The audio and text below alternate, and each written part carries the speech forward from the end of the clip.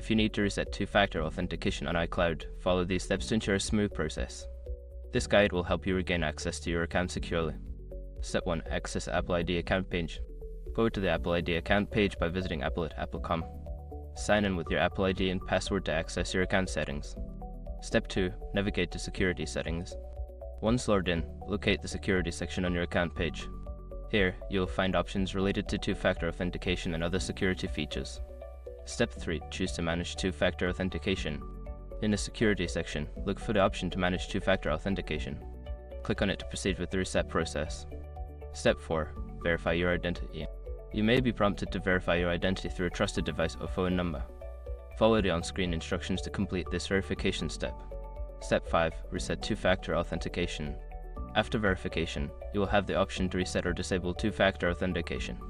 Follow the prompts to complete the reset process, ensuring you set up new trusted devices or phone numbers as needed. Once you have completed these steps, your two-factor authentication settings will be updated. Make sure to keep your security information current to protect your account.